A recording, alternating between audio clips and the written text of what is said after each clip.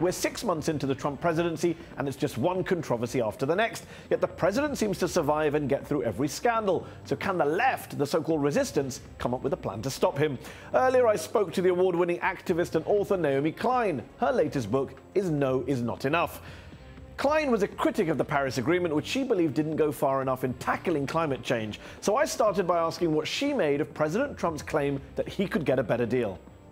This is a deal that took a quarter of a century to negotiate. So this idea, the idea that, oh, we'll take another quarter of a century to get a better deal, right? Anybody who has wrapped their heads around just how little time, we have left to avert catastrophic warming, to meet the target set in the Paris Accord to keep temperatures below warming of 1.5 to 2 degrees Celsius. I mean, we need to be moving so quickly.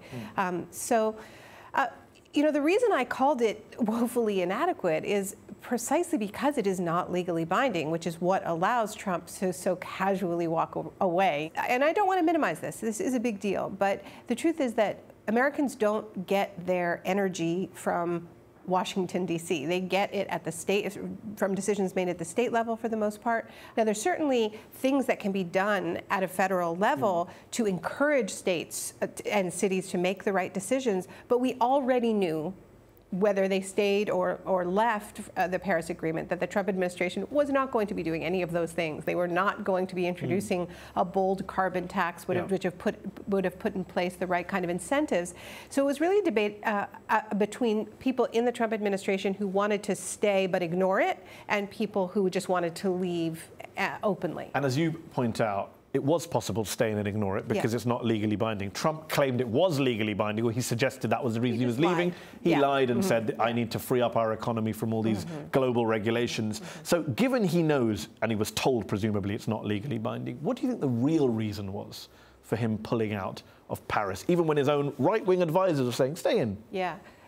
I think there's always a variety of factors, but I think he needs to throw some things to his base, right?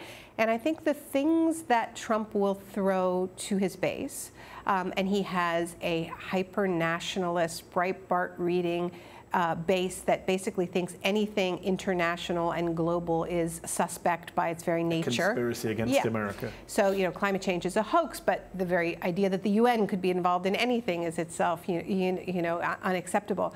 So he has to throw that base something, because he's going to be betraying them on a lot of other fronts, right? I mean, already we're seeing him break his pledges to protect Social Security. He's breaking his pledges to protect people's health care. And so I think that Paris was just a cheap thing to throw to his base. And the truth is that even though a lot of American multinationals claimed that they were horrified by this, I mean, I think we should take a lot of it with a grain of salt. You don't think there were? I mean, there were a lot of corporations that said don't pull out of Paris. There were a lot of corporate leaders. There was the Elon Musks of this world who made a big, resigned from his advisory council, said we don't support this. Even Rex Tillerson, his Secretary of State, who's former CEO of ExxonMobil, which has funded climate denial in the past, even he was one of the advisors saying don't pull out of this. So you talk in your new book about the Trump administration being basically a corporate coup, but on Paris, the corporations were not necessarily on his side. Well, let's look at Exxon and Rex Tillerson, right? Less than a month after the Paris Climate Accord was negotiated, Exxon, under Rex Tillerson, reassured its investors that they predicted that under the terms of the Paris Agreement, oil and gas would still make up 80% of the energy mix globally. Now, that is saying we believe that this accord is not worth the paper it's printed on, because if the temperature targets are real, we need to be really winding down in the next 20 years. By mid-century, we need to be carbon neutral. You've said that the United States should face economic consequences, trade and economic sanctions, you say, over this withdrawal from the Paris Agreement. How would that even work? Which country would take the lead on sanctioning the US? Surely that's a liberal fantasy. Well, I think that things can change. I don't think governments are going to lead this. I think it's going to be the people who lead this. A people's boycott. Well, I think it's going to actually start with boycotting the Trump brand. And I think gradually we're going to see pressure put on governments to take an increasingly hard line in the face of the Trump administration. Okay. And why not, right? I mean, Trump is threatening sanctions from everybody who doesn't, abide by whatever his latest dictates are, and I think it's a logical response. Okay, so we'll come back to the Trump brand in a moment. Just before that, you and many other high-profile activists, commentators on the left were criticized for not actively encouraging people to vote for Hillary Clinton in last year's election to stop Trump. Given how narrowly Clinton lost and how catastrophic Trump has been, especially on the environment, even in his short time in office, do you regret not taking the stronger Noam Chomsky line, say, that progressives in swing states should definitely vote for Clinton to stop Trump? I told people to vote against Trump. I didn't endorse Hillary Clinton. I did endorse Bernie Sanders because of his positions on climate. He wasn't on the ballot paper in November, obviously. Well, look, I was not trashing Hillary after she lost the primary. But in terms of the choice, you're saying you did actually say after the primaries, vote against Trump. Yeah, I did say that. Naomi Klein, today you're at the forefront of what is often called the resistance against President Trump. You, of course, wrote the book No Logo about how corporations and branding had taken over our public spaces, our democracy. You wrote The Shock Doctrine about how supporters of the free market exploit crises, tragedies, disasters to get support for their policies. Is Trump, in many ways, a culmination of everything that you were writing about and warning about over the past 20-odd years? Of a lot of it.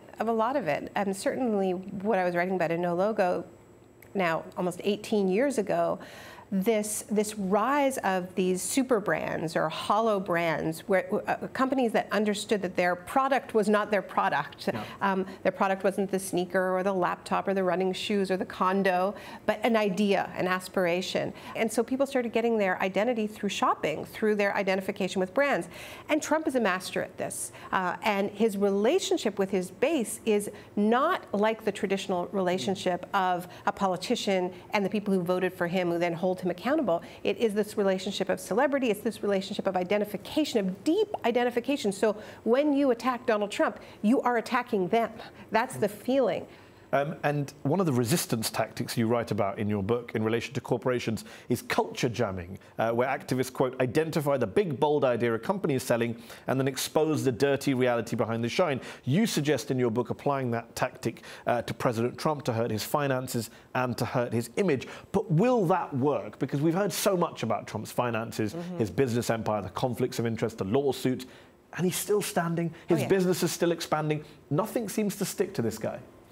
Well, you're definitely not going to impact his brand by showing that he cheats, by showing that he lies, by showing that he treats people like garbage, because his brand is being the boss that gets away with anything. Yeah. His brand really is impunity that comes from tremendous wealth. I mean, this has been what he has been selling, and there is a market for it, particularly among men who feel that their power is diminished on various fronts, and he's selling this sort of cheap fix of easy power, right? That's why it's fun to identify with Trump for a certain psychology. There are some things that really do bother Trump, like saying he's not actually the boss, that somebody else is pulling the strings. President Bannon. President Bannon. I mean, look at how Bannon's public profile has receded. I mean, they've really been keeping him in a box. I still think he is politically influential, but it's clear that upstaging the president is not okay, because it does impact the thing that is most precious to him, which is his brand. But look, I want to be very clear. This is not going to be enough to take on Trump. The only thing that's going to beat him is an alternative that is actually tangibly improving people's lives with real good jobs, with better health care, free education, the economic populist program. And this is one of the reasons I supported Bernie. So would you I believe it is he is a way better foil to Trump. So you mentioned Bernie there. Yeah. Bernie's not part of the Democratic Party. He quit as soon as he lost the race for the nomination. Are Democrats getting the resistance to Trump right? Because there's a lot of obsession about Russia for very legitimate reasons. Yeah. There's talk of impeachment for very legitimate reasons. But is that allowing Trump to get away with awful healthcare bills, deregulation of Wall Street at the dead of night behind closed doors? Are Democrats getting their opposition and resistance to Trump wrong, in your view? A lot of Democrats are. I mean, I think there are exceptions. I think Elizabeth Warren is trying to tap people on the shoulder and go, look over here, while everybody is talking about Russia, which, yes, needs to be fully investigated. I think there is certainly, enough suspicious behavior to merit that, right? It has to happen. But does it need to be 90% of the coverage on MSNBC? Does it need to be, do Democrats need to put all of their eggs in this basket. Whereas really going after this core broken promise that I'm going to stand up for the little guy, the working man, and looking systematically, connecting the dots between his tax policy, his healthcare policy, his attacks on regulations, and how all of it is systematically transferring wealth from the lower and middle incomes to the 1% of the 1%. I mean, I think that has much more of a chance of reaching Trump voters than focusing exclusively on this hope of impeachment by Republicans. Look, the Republicans are the only ones who can impeach Trump, and they will only impeach Trump when they believe it is in their interest, and he's not advancing their economic agenda, which he is. So a lot of the discussions around Trump and resisting Trump are full of doom and gloom. How do you stay optimistic, hopeful about the future in an age of Trump? I mean, I'm not sanguine, you know? I mean, I am frightened.